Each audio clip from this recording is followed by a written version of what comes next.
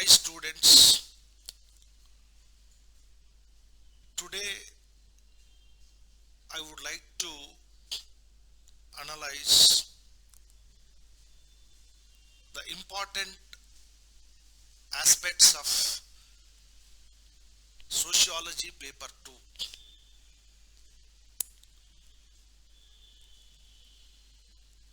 I would like to analyze the various aspects that are related to paper 2 of Sociology from the civil services main examination point of view.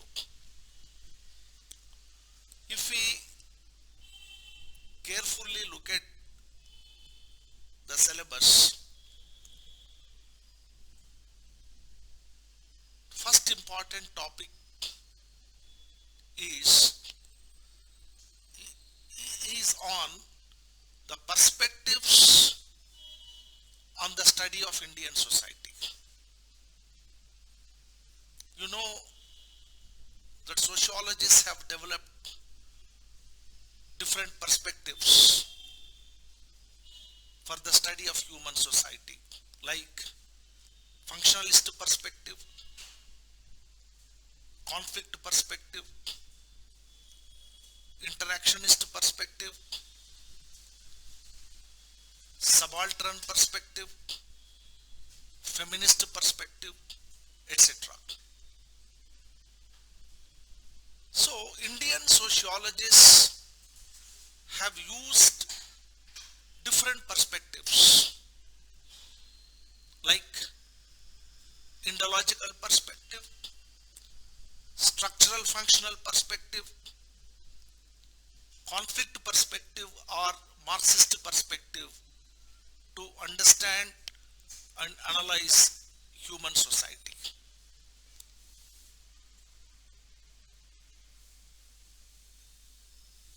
The most prominent sociologists like G.S. Gurye has used ideological perspective to study the human society,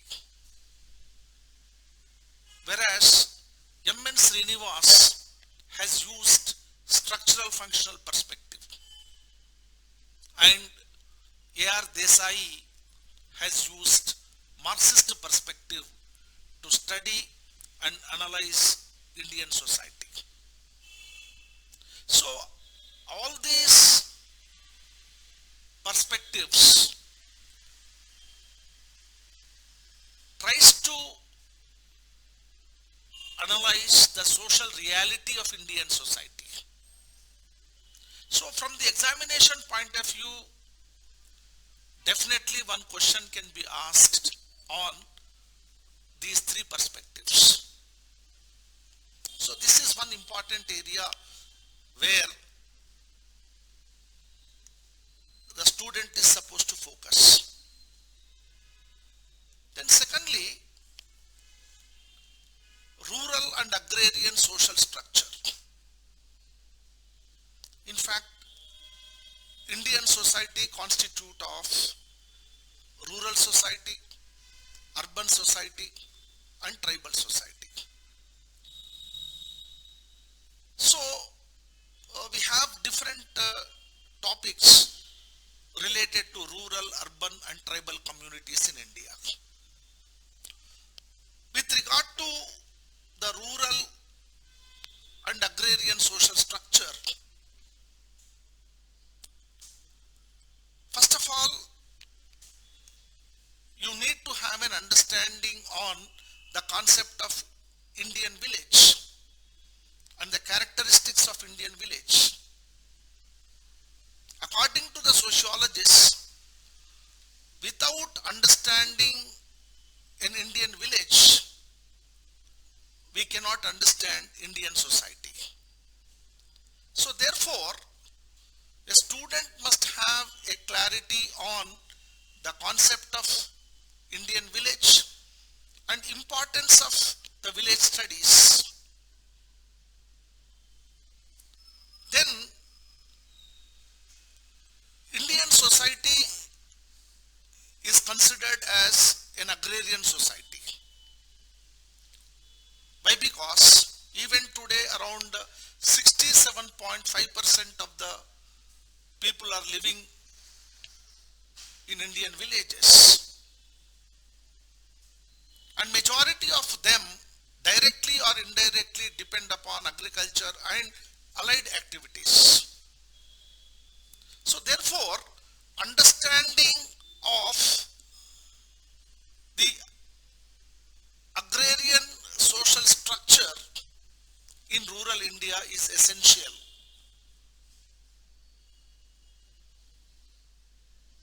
From the examination point of view.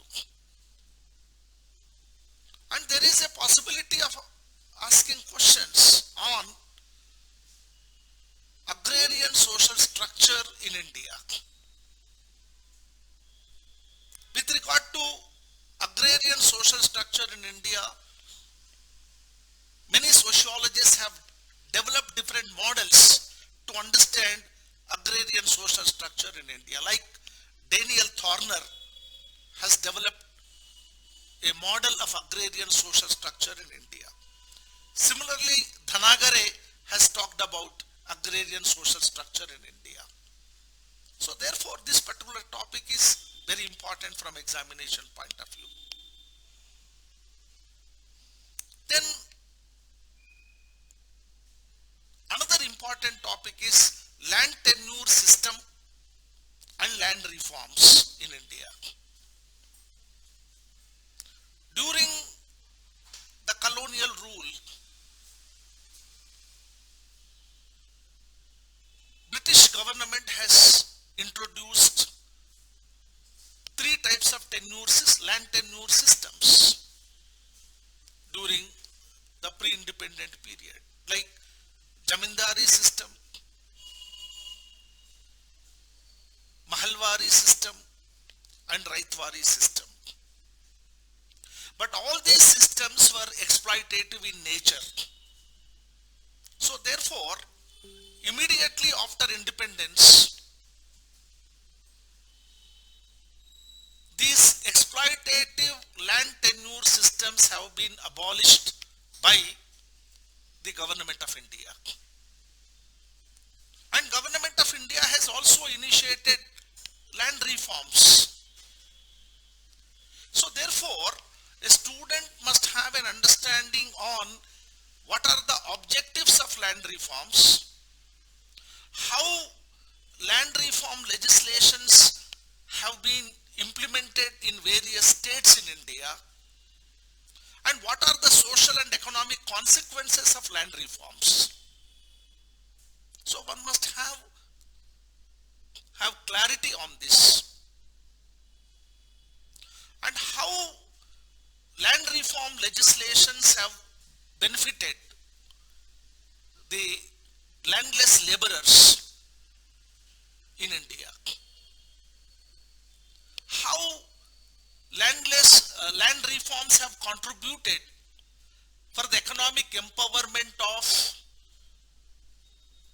landless laborers and more particularly weaker sections of Indian society. So this is one important topic. Then another important aspect is about caste system in India, which is very, very important. And again, I would like to tell you that without understanding the caste system in India, we cannot understand the social, economic and political system of this country. Because many aspects like social, economic and political activities are very much associated with the caste system in India, more specifically in rural India. So therefore,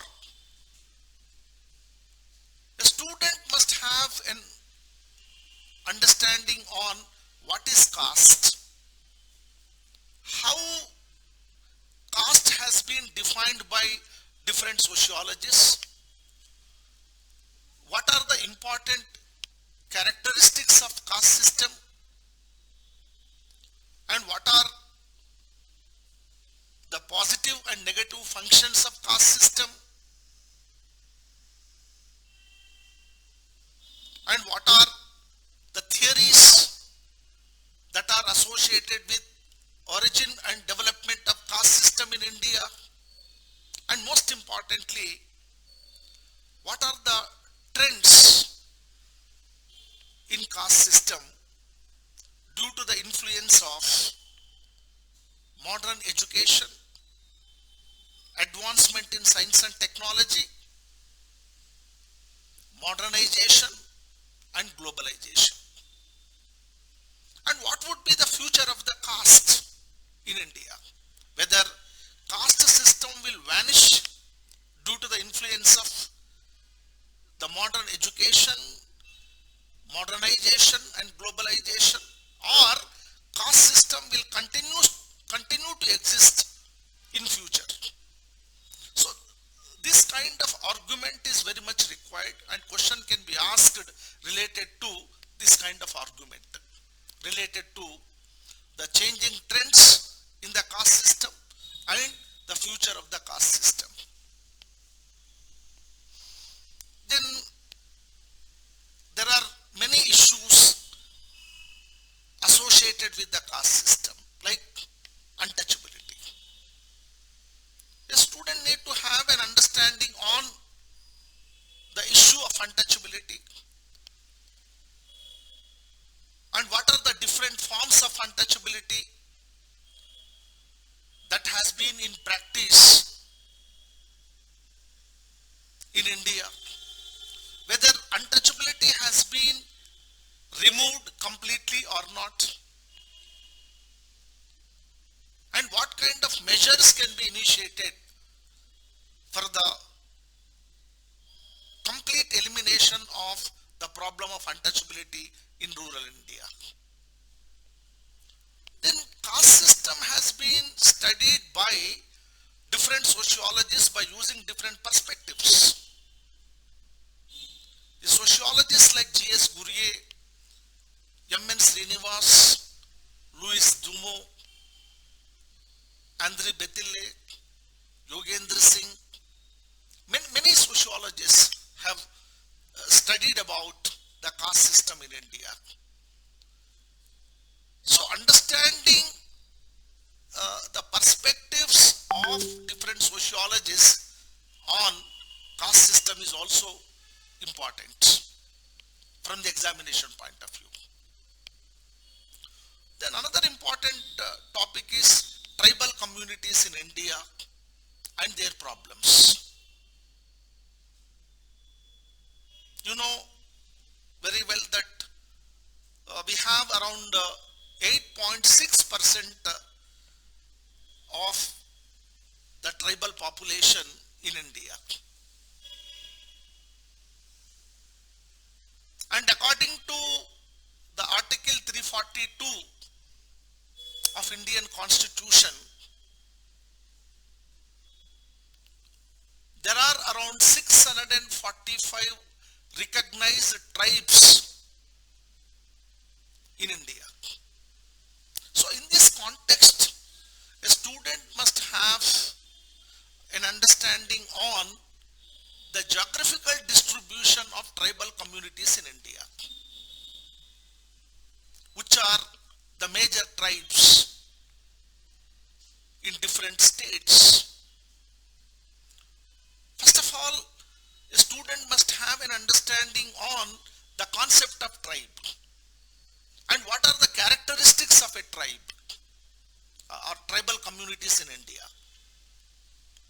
and how these tribal communities are distributed in different parts of the country,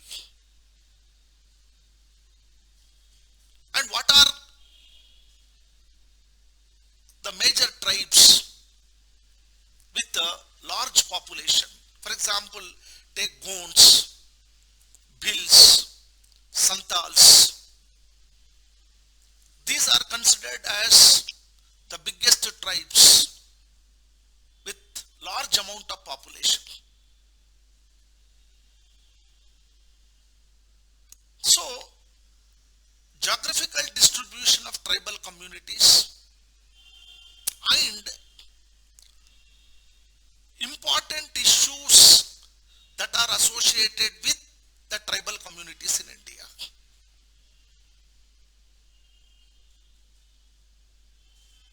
For the past more than 100 years, there was so much of tribal unrest in various parts of the country. There were several tribal revolts, tribal agitations in the country, tribal movements in the country. So in this context, apart from discussing about the problems of tribal communities, what kind of policies that have been adopted by the government to resolve the tribal problems in India? This is again very important topic. During the colonial period,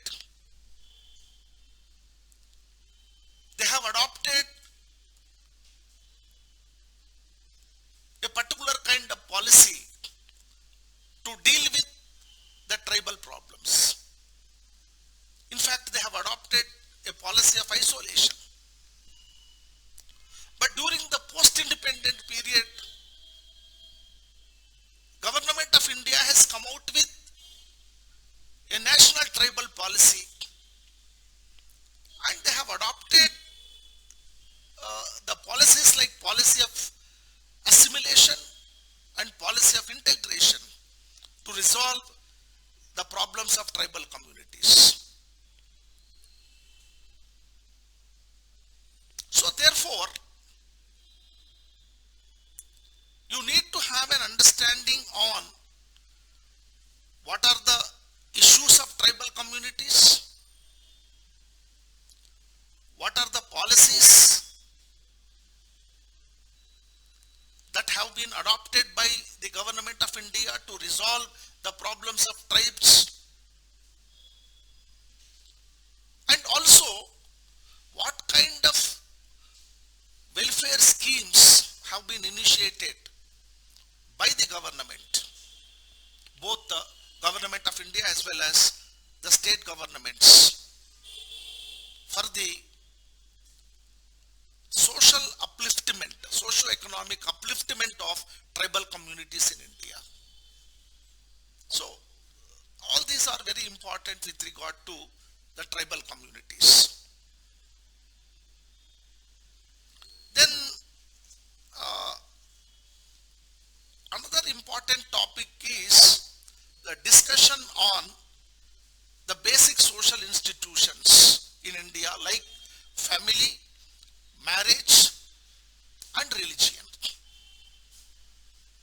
And especially with regard to family and marriage, many times a question was asked on the changing trends in family and marriage systems in India in the context of modernization and globalization.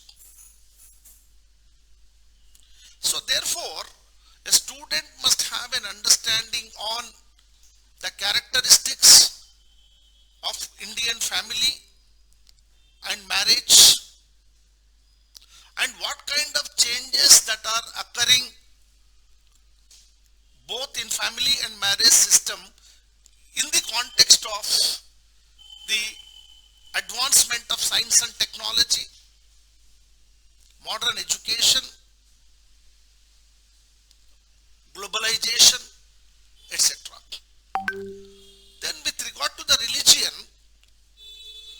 first of all, a student have an understanding on the social philosophy of various religious groups in India.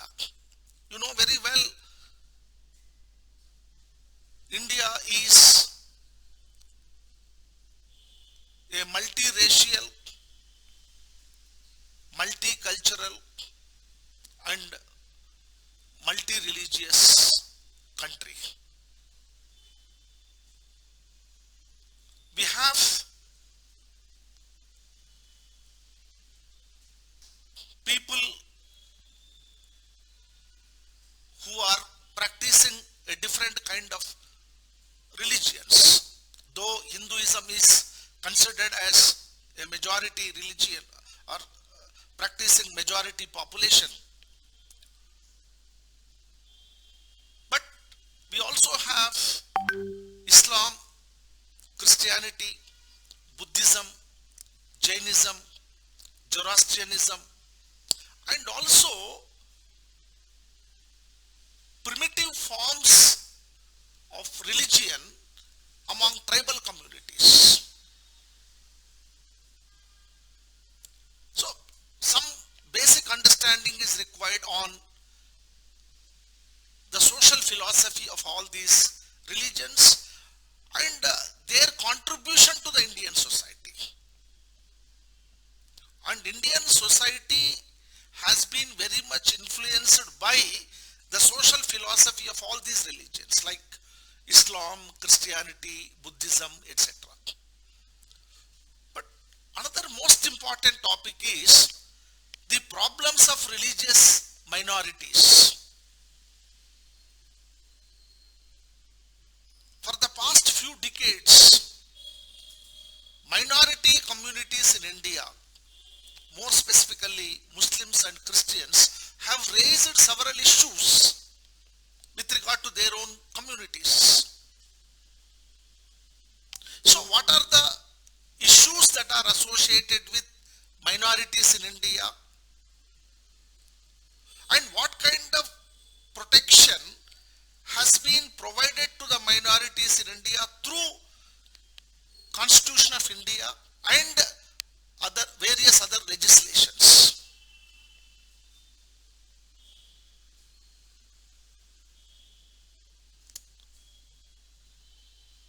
You know very well, Indian society is a secular society where people have the freedom to practice the religion of their choice. But what are the challenges for secularism in India, secular spirit of this country? So we need to discuss about the religious minorities, their problems, and why there is a feeling among the minority communities that there is a threat for their identity. All these issues need to be discussed. Then during the post-independent period, the great political leaders like Jawaharlal Nehru and many other policy makers had a vision for the development of this country. So we have a topic on vision of social change in India. So what kind of vision we have for the development of this country? And more specifically, we need to discuss the development planning, then constitution, education, and social change. That means how the idea of development planning during the post-independent period, Constitution of India, and various legislations and modern secular education have contributed for social change in India. So we need to relate the idea of economic planning in India and social change, or the Constitution of India and various provisions under Indian Constitution and legislations, how they have contributed for social change, and how modern secular education has contributed for social change. And we can categorically state that India today is definitely different from what India was in 1940s and 50s. There is so much of social, economic and political advancement in India. So we need to discuss about the social change in India. But apart from that, there are various issues that are persisting in Indian society. We need to have an understanding over the issues that are still persisting in Indian society in spite of initiating a process of change in India through the planning and development, Constitution of India and modern education. So this is one important topic which we need to focus. Then another important aspect is the rural development programs. In order to bring about a rural and agrarian transformation in India, Government of India has initiated various development programs for socio-economic transformation of rural India. So in this context, I would like to focus on two topics. One is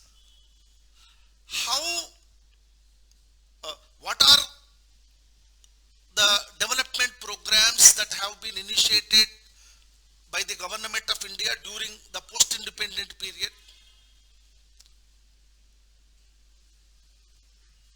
and what is the social and economic impact of these development programs. For example, Government of India has initiated a community development program in 1952, and later on, since 1980 onwards, Government of India has implemented IRDP, Integrated Rural Development Program, and that has been restructured and renamed as SGSY, Swarna Jayanti Gram Swarojgar Yojana. And now again it is restructured and renamed as NRLM, National Rural Livelihoods Mission. Now the present government renamed it as Deen Dayal Antyodaya Yojana, National Rural Livelihoods Mission. This is one flagship program of the Government of India. Then apart from this, another flagship program of Government of India related to rural societies is Mahatma Gandhi National Rural Employment Guarantee Scheme, MGNREGS. And apart from that, now after 2014, the present government has initiated many other development programs like Deen Dayal Upadhyay Gramin Kaushalya Yojana, Swachh Bharat Mission, Pradhan Mantri Awas Yojana. Like that, there are many programs. But here our point is that how these development programs have contributed for the socio-economic transformation in rural India. For example, when we talk about MGNREGS, what is the social impact of MGNREGS? Or what is the social impact of NRLM? So this kind of analysis is required when we talk about rural development programs. Then another important initiative of Government of India was Green Revolution.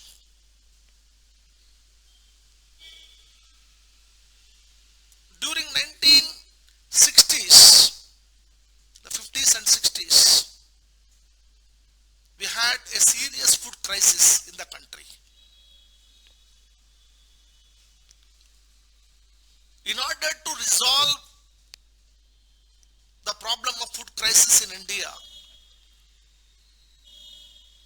Government of India has initiated Green Revolution around 1966-67. And it has a tremendous impact on Indian agriculture. Basically, Green Revolution was a package program which constitute of mechanization of agriculture and adoption of scientific inputs in agriculture. So that has resulted into the enormous increase in food grain production. Let me tell you, in 1965, the food grain production was around 80 million tons, which was insufficient to meet the food requirements of the population. But because of Green Revolution, food grain production has increased to around 298 million tons by 2021. So this is the net result of Green Revolution. But apart from that, there are many social consequences. There are certain positive and negative consequences on Indian society. So that we need to discuss. What are the social consequences of Green Revolution in rural India? So that is another important topic. Then another important topic is politics and society in India. Under this, there are certain topics like democracy,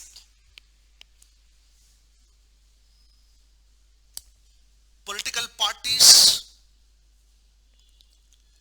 regionalism and decentralization of power, and secularization. So in this context, a question can be asked that what are the major challenges for Indian democracy? First of all, we must have an understanding on the concept of democracy. How democracy has been defined by the sociologists, and what are the preconditions that are required for the success of democracy in India. But what are the constraints for the implementation of democratic principles in India? What are the major challenges for the spirit of democracy in India? So this kind of argument we need to build up. Then similarly, regionalism. For the past few decades, regional tendencies have increased in various parts of the country. Since Dravidian movement in Tamil Nadu, then Punjab, then Jammu and Kashmir, Telangana. In many states, regional movements have come up, demanding for a separate state. So here we can observe certain aspects like demanding for a separate state or demanding for autonomy or demanding for a separate sovereign state. For example, if you take Telangana movement, the population of Telangana have demanded for a separate state. But there are many movements, for example in Assam, take Bodoland movement, West Bengal, Gorkhaland movement, and in many northeastern states that demanding for autonomy. But if you take Nagaland, it is a secessionist movement that demanding for a separate sovereign state. And same thing happened in Punjab. So there are regional tendencies, separatist tendencies, and secessionist tendencies in different parts of the country. So how to deal with these issues? So what are the causal factors for the increasing regional tendencies in India? And what kind of solutions we can offer to resolve these problems? Then similarly, secularism. According to the Constitution of India, India is very much secular state. Indian society is very much secular society. But are we really practicing the principles of secularism in India? There are many challenges for the secular spirit in this country. So what are the major challenges for secularism? So this is again another important topic. Then another most important topic is social movements, which I would like to emphasize. For the past 100 years, Indian society has experienced several movements. And there was so much of unrest among different sections of the society. There was unrest among farmers, Dalits, tribes, women. So this kind of unrest has resulted into the rise of social movements in India. So as part of this, we need to discuss about the peasant and farmers movements in India, Dalit movements in India, backward classes movement in India, women movements in India, environmental movements in India, ethnic movements in India. All these topics are very important.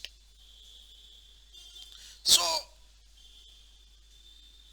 what are the issues raised by these movements?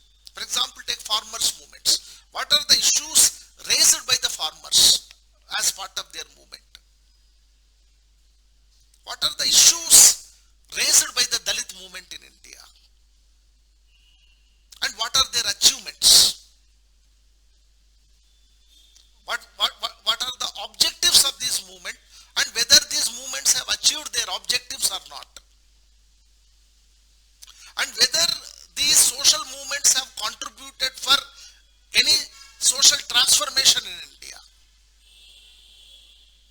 So from this perspective, we need to discuss about the social movements in India. Then another important topic is population dynamics, which is very important topic from examination point of view. You know very well that India became number 1 in the world in terms of population by surpassing China. So first of all, we need to understand the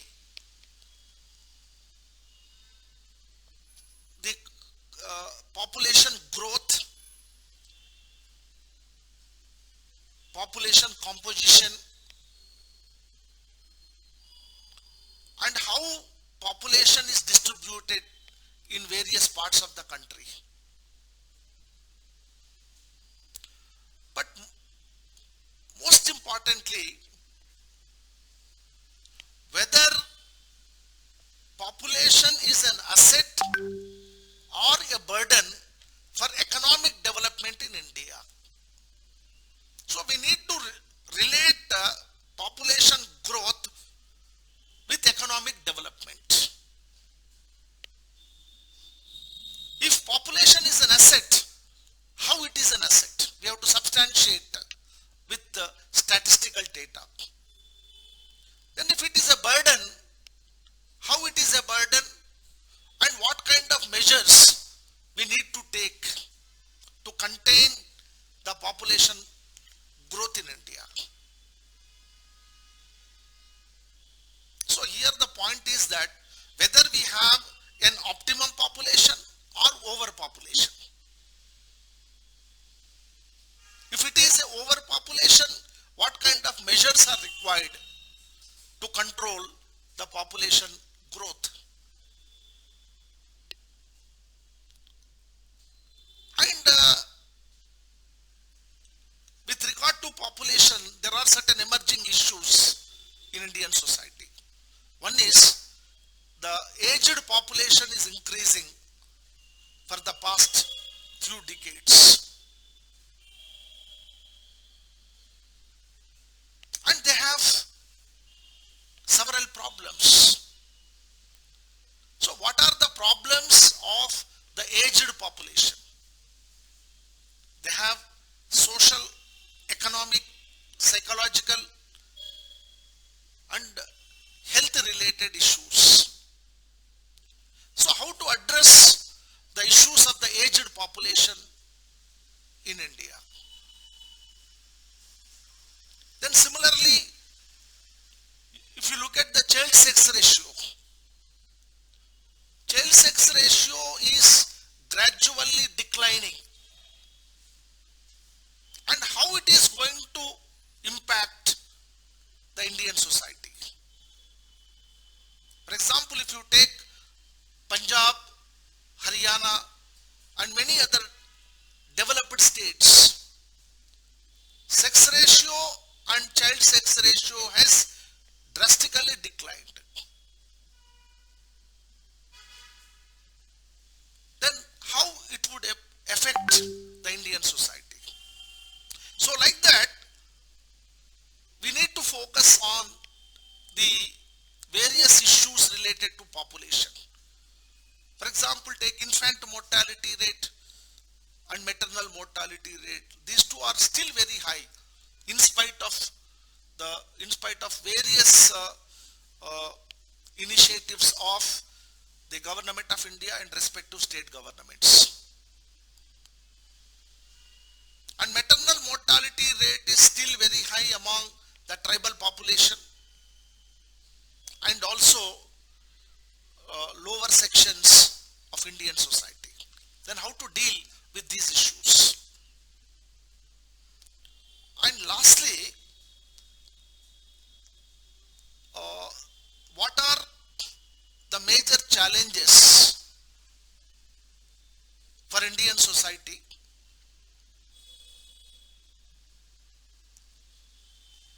Especially in the 21st century.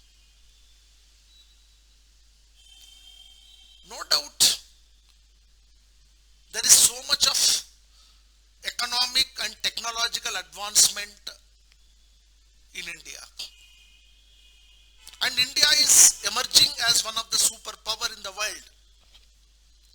But still, certain issues are persisting in Indian society. And they have become a challenge for Indian society and Indian government. For example, take development and displacement. For faster economic growth and development during the post-independent period, Government of India and even many corporates or private sector has come out with various development projects. During the post-independent period, several irrigation projects, power projects, steel industries,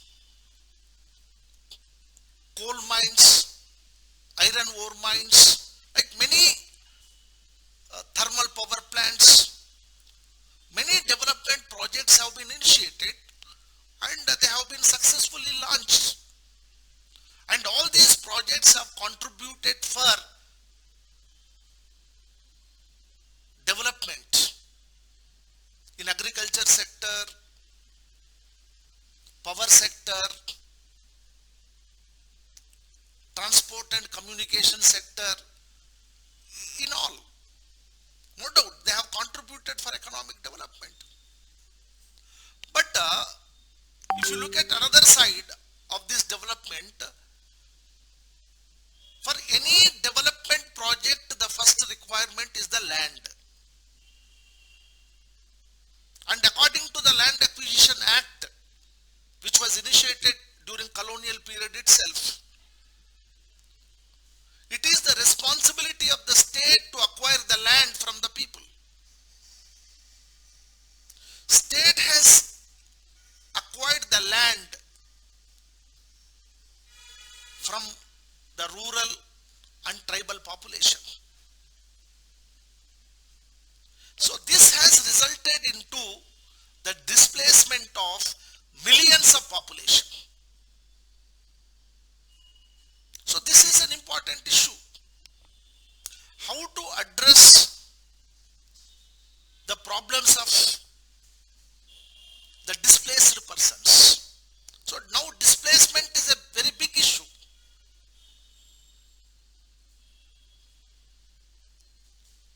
And wherever displacement took place, people have launched agitations, sometimes against those development projects, against government, demanding for more compensation and resettlement and rehabilitation. So here issue is, people are not against the development projects, but people are against the path of development. People are demanding for a legitimate compensation. They are demanding for resettlement and rehabilitation. So in this context, we need to discuss about the problems of the displaced persons in various parts of the country, and what kind of initiatives have been made by the government of India or respective state governments with regard to payment of compensation, then rehabilitation and resettlement measures. So this is a very important challenge for the government. Then another issue is poverty. Poverty is a serious issue in this country. According to Rangarajan Committee report, people below poverty line are around 29.5% of the total population. That means even today, around 29% of the population are below poverty line. In spite of initiating various development programs and welfare programs, even industrialization of the country, still poverty is a serious issue. Then how to understand this issue? What are the causes for the sustenance of poverty in India? And what kind of measures we can suggest to reduce the poverty in India? So this kind of argument is required. Similarly, there are Issues like violence against women, even according to the Crime in India report, crime against women has increased very much for the past few years.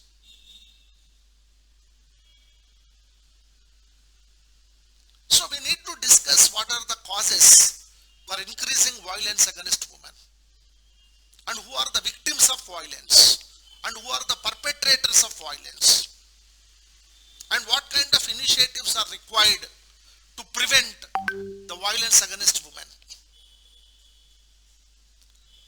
And another issue is caste conflicts, ethnic conflicts, communalism.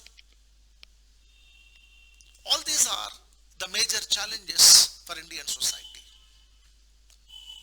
So, I mean, a civil services aspirant must have an understanding on all these topics. And a student is supposed to present an analytical kind of answer. So if you have an in-depth understanding on each issue, definitely you can present a better answer, right, while appearing for civil services mains examination.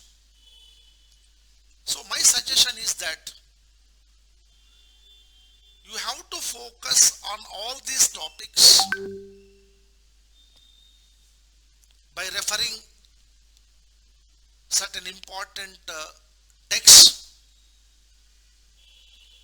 then journals, magazines, newspapers, and for each topic you have to prepare the notes of your own, and you have to think, because all these topics are an analytical kind of topic where you have to apply the sociological knowledge to these issues, and you have to think logically to offer the solutions to various issues that are persisting in Indian society. So I have a firm belief that if the student prepare systematically on these topics, definitely they can score very good marks. But while writing the answer, you need to collect the latest information related to each issue. For example, take rural development programs. First of all, you must have an understanding on the latest rural development programs initiated by the government.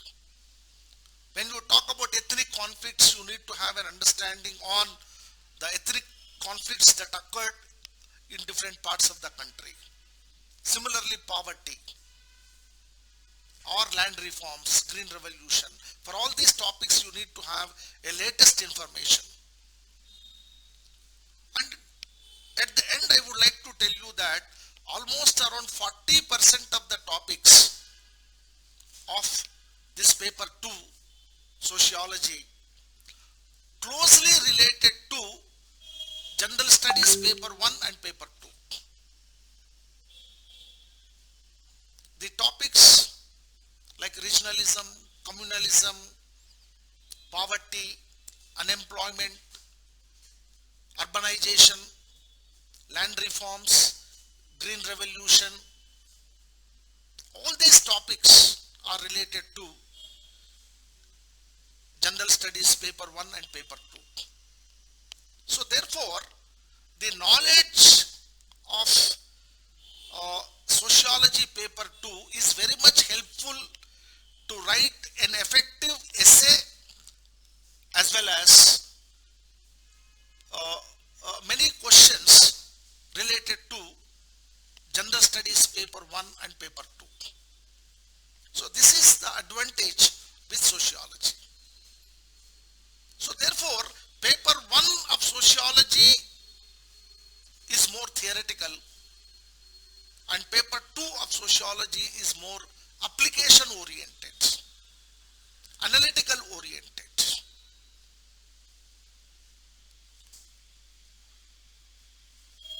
And at the end, I would say that definitely sociology is a best optional to score very good marks in civil services mains examination.